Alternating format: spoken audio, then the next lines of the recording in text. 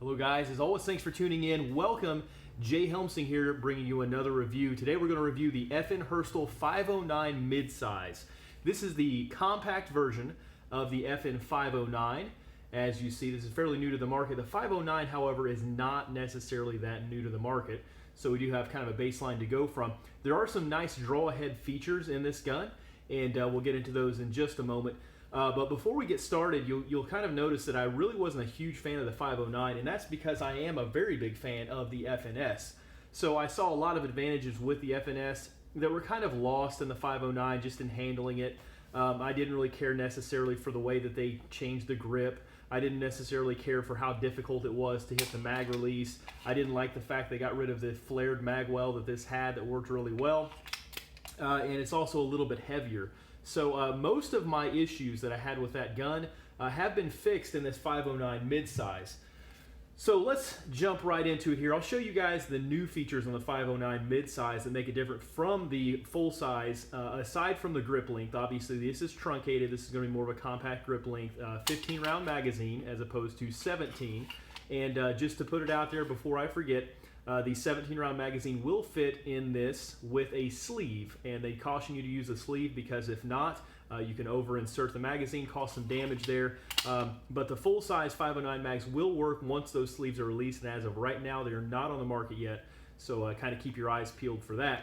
Now, the additional features or the new features to this 509 midsize include this backstrap texturing. So if you notice, it is a full textured backstrap as opposed to the 509, which has a more thin pattern back here. So it's the same style of texturing, but it is a much more thin pattern where you have the kind of slick sides, I should say, on that border. That's done away with, and the grip, basically, the texture pattern fits the entire backstrap back here. So that's a nice addition. Anytime you can get more checkering in there is a win in my book. Some additional features are going to include the addition of the 509 tactical slide release. So that's kind of a cool little feature there that is much easier to use, and it's also kind of got that bend in it where it's going to be out of the way of your palm if you shoot with a high palm shooting grip like I do. The biggest addition and my most favorite is how they changed the scallop here on the frame for this mag release. So the mag release, the best I can tell, is about the same length as you're going to get on the 509 standard with the the full size 509, but here it's been kind of contoured a little bit more, so it is a lot easier to activate and use. It's almost effortless to drop the mag on this. Depending on which side you want to use it on, both of them work perfectly fine. Now, I was able to induce a malfunction from this, but we'll talk about that here in just a few moments when I talk about reliability of the weapon. But other than that, those additions are very welcome in my book, and something that I'm very pleased to see them do. They also changed the contour of the trigger. I really didn't have much of an issue with the old trigger, but this is much more of a flat design. Now, it's still curved, it's still the same shape, but the actual face is much broader and more flat in there, so it's a little bit easier to get a good grip on there. Other than that, the only other addition to this gun, and I might be prematurely breaking this down, so the only other addition is going to be this gold recoil spring, which you could get in the 509 tactical, but it was kind of just an extra little spring for lighter loads and things like that. That is the factory spring in this, so we'll get into that more in reliability here in just a few moments as far as why they did that and why that's a good addition. But let's go ahead and tackle this bad boy top to bottom. So with this, you're going to get the phosphoruminescent sights. Those are the glow-in-the-dark sights. I really don't care for them. The overall shape of the sight is cool, but I don't really care for the dots there that glow in the dark. They just don't really seem to work very well, and they're kind of hard for me to pick up. They're not outlined very well, so I really don't care too much for the pattern of the sights. However, you can get some aftermarket night sights for this that fit right in there, or the same style, except they have tritium inserts. The rear is completely black, and the front has a nice painted ring around it. So that's probably the way that I would go, is go ahead and get the night sight version. Once that comes out, or get the night sights from F&H and go ahead and put those on the gun. Other than that, you have a nice kind of charging ledge back here if you need to use that for manipulations. These are steel sights, which is nice to see. They don't make a plastic sight or an aluminum sight. These are steel, so again, that's nice to see out of the factory from any gun maker. Moving on down with the gun itself, you see it's been recontoured. Now, I will talk next about this grip pattern here with the serrations, both front and rear. These are awesome, awesome serrations. Probably my most favorite serrations put on a factory handgun. These are like something that you would send off and have milled into your Glock. They're nice and wide, and as you can see, you really can get some skin in there, and they really work really, really well. You're not going to have any issue running this gun as far as manipulations or anything like that. So these are really, really nice serrations. I like how the slide is a little bit tall, so you got a lot of area to kind of get that grip going on with this gun. Definitely a bonus, definitely a thumbs up in my book. Continuing on with the slide, the barrel has been, changed slightly as opposed to the FNS, and it is in line with what you'd see from the 509 full size. It has that kind of crown in there, that target crown. It's a little bit thicker. There is a slight, what appears to be a little bit of a bushing or something here on the end, just to kind of let it work a little bit better. Now, that is, probably helps with lockup and things like that, timing, but those are just different things that I've noticed with the gun. Back here, this is going to be an elongated extractor. This gun extracts very well. So kind of like an H&K or something where you're just really shooting those spent casings out. That's what this gun does all day. So really no extraction issues at all. And that longer extractor with a huge face, if you can see it down in there, the face of the extractor is just massive. So it does a really good job at clearing those spent casings out of the weapon. We'll go ahead and tear it down. And we'll take a look here. This is that recoil spring I showed you guys when we first began this. So the lighter recoil spring, really good for reliability. Now I have noticed that the 509 has kind of a reputation of being oversprung, and this kind of does away with that, makes it a little bit more in line, so you don't have some of those malfunctions that people sometimes have with short stroking and things like that, not feeding certain ammunitions. This gun with this spring has fed pretty much everything that I gave it. While we're on the topic, the slide length is the same as the standard 509, so it's essentially a 509 slide, full-size slide. The 509 doesn't have a very long profile. It's more of a compact slide on a full-size frame, much like the Glock 45, but before Glock and the 19X and all that kind of stuff did it, just like with the FNS. The FNS was a 4-inch barrel on a full-size frame, so much like that. Everything in here is pretty much the same you're going to find on your FNSs, so really nothing has changed as far as the firing mechanism or anything like that, the way it works. All pretty much the same. Let's take a look at this barrel, and this is really, really nicely done. You got a nice polished feed ramp in there. The chamber is polished. Again, you have that kind of a neat little bushing here on the end to kind of make it a little bit tighter in there. You also have some special locking lugs here. It looks like it probably helps it to manipulate through the arc as it works about. And then, of course, that crown on the end. And this barrel is much thicker than you're going to find in like an FNS. So a nice, strong, thick barrel to aid in accuracy. So definitely an awesome job there. Definitely like to see those changes and those improvements. And let me tell you, in shooting this gun, those improvements do pay off. This is a very, very accurate gun, and it's pretty easy to be accurate with, quite frankly.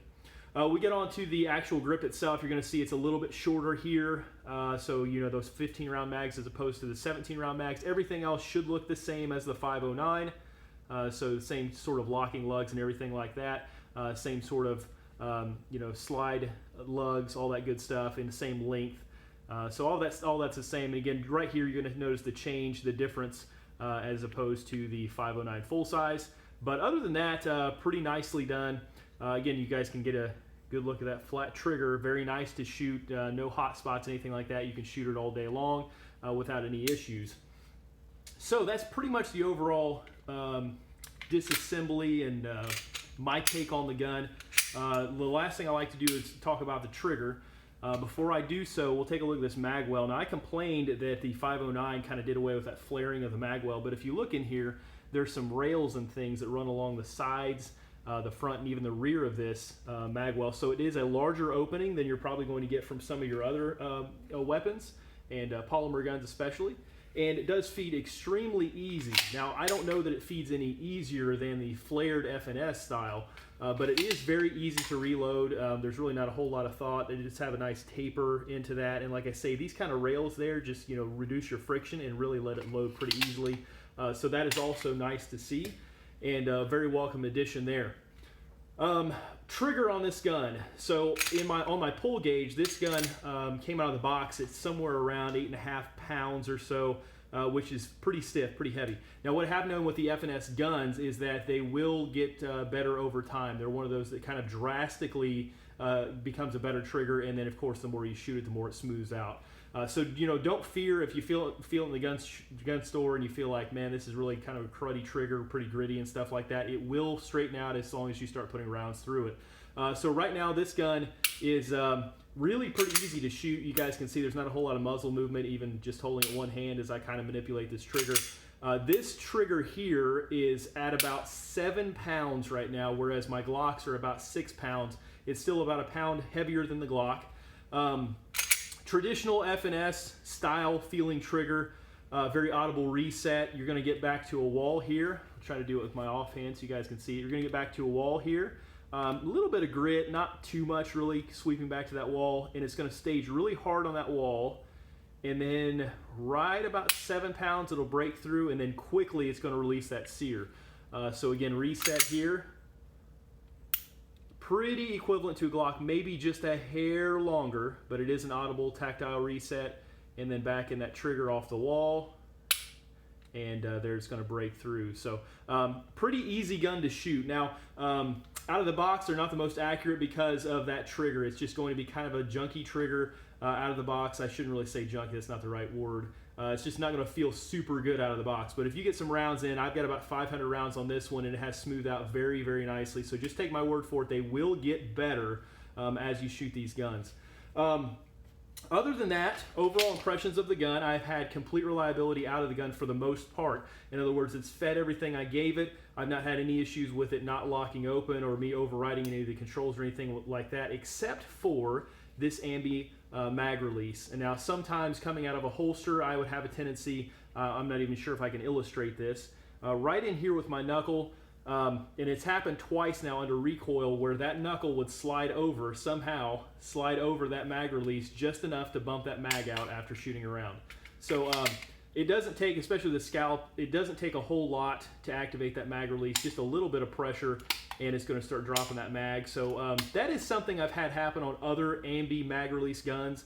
It's just something you really have to train out. I'm not really going to fault the gun for it, but it is something you have to kind of remember to stay, kind of away from that and kind of drop your hand down out of the way or change your grip according to, how it's going to work best with this gun. So that's something you can train out of it, but I did want to point that out. Now, my overall impressions of this gun are, I pretty much love it, okay?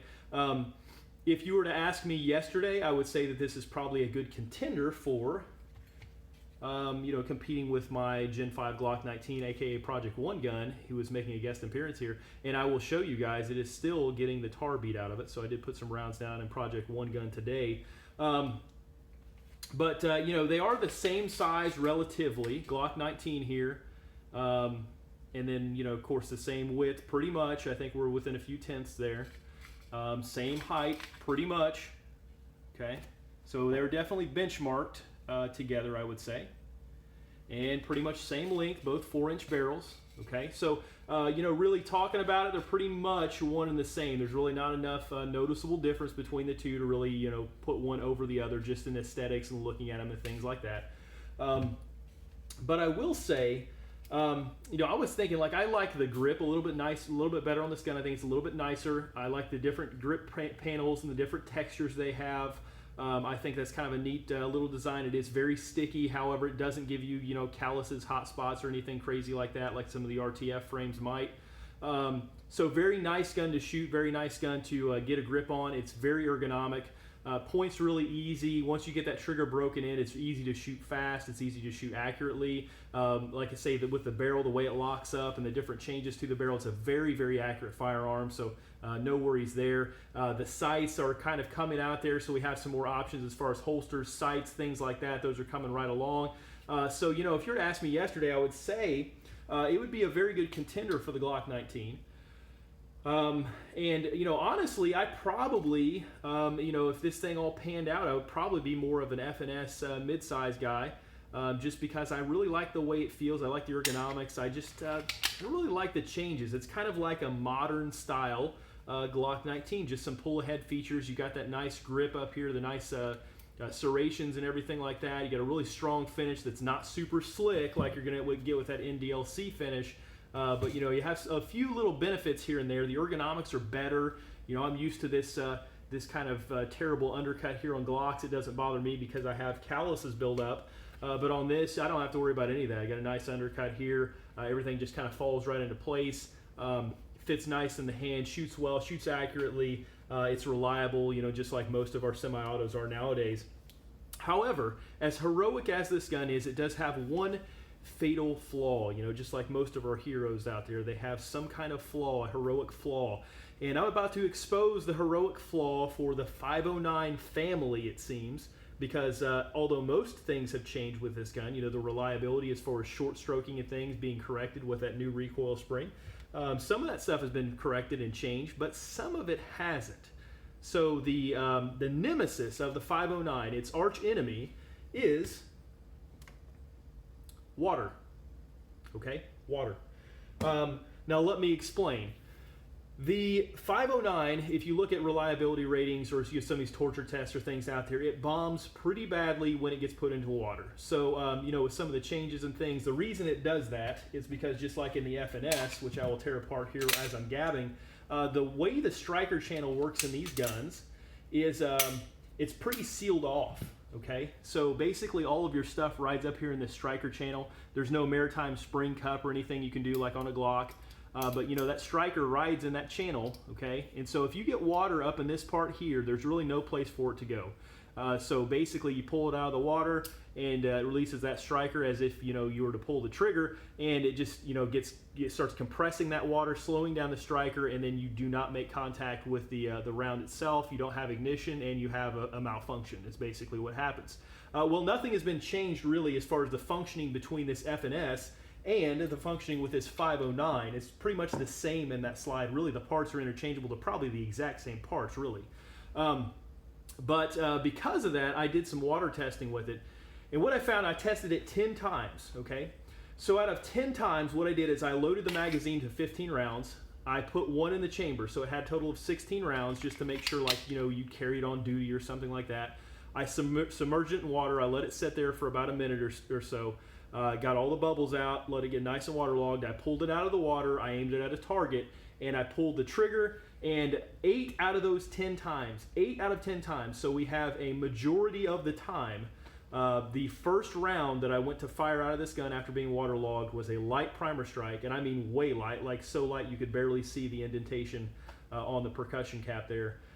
So extremely light primer strike on that first time I went to go fire it. I had to do remedial action, clear the gun out. After that, it ran the rest of the mag no problem once that channel was cleared out of water. Okay, now this is not completely crazy.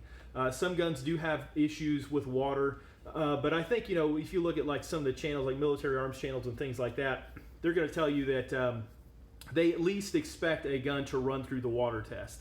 I don't think it's anything out of the normal for us to expect out of our guns nowadays because, you know, although it's not something we normally do, there's water everywhere. You know, you could be in a fight with somebody, drop your weapon in a mud puddle. You could be near a creek. You could be near a swimming pool. You can be near a lot of things that would get that wet. I've been out, you know, wrestling with people that you know, my job as a police officer in the rain. I've chased people into creeks and things like that where my entire, you know, weapons belt was just down in the water. So it's not unusual or uncommon to have your weapon get wet or to be in that you know, sort of waterlogged condition. Now, I don't think it's going to be a killer for this gun because I did notice if you really shake it out, if you kind of, you know, do one of these things, if you just do remedial action right away, clear that chamber out, you know, let that water kind of get out, it's not going to be an issue to shoot the gun, but it is something you have to keep in mind and you have to remember, you know, to do that these are kind of hydrophobic and they just do not take well to it all. So that's the biggest drawback I found to this gun. It is the most allergic to water gun that I've ever tested. Because of that, I probably will not be carrying it, and I would not really recommend it for everyday carry. Now, of course, bedside, things like that, you're probably going to have any problems. Duty gun, I just don't know.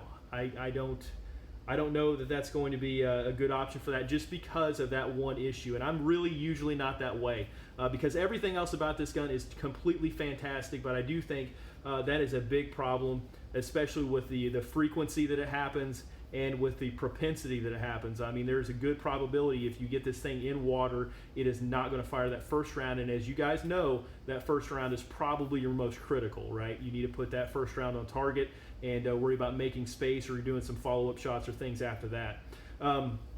Because of that, I just really don't have confidence in the gun. Everything else has worked fine again, and it's got a whole lot of good stuff going for it.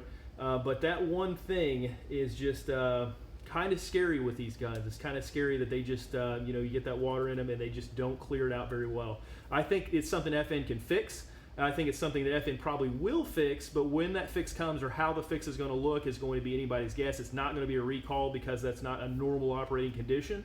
But I think maybe on down the line they'll redesign that striker channel to maybe have it drain a little bit better, redesign the striker mechanism maybe to drain out or something, so it's not as much of a problem. But as for right now, that is a real drawback to these guns. So I just wanted to put that out there. That's kind of where I stand on this. Other than that, man, I was cranking along, really had high hopes for this gun, and I really like shooting it. I do like shooting this gun. I like this as a gun, but just for that one little thing, I'm going to have to kind of downvote it, put it on that path, and just put it out there for you guys. There is some footage of one of those malfunctions on my Instagram page. Go ahead and check that out, Jay Helmsing on Instagram. But as always, make up your own mind. Look at my review, look at other reviews on this gun, look at some testing on the 509, make it up for yourself. If you have a 509, dunk it in a pail of water. I do not recommend shooting it underwater because that could lead to some pretty crazy pressure things going on.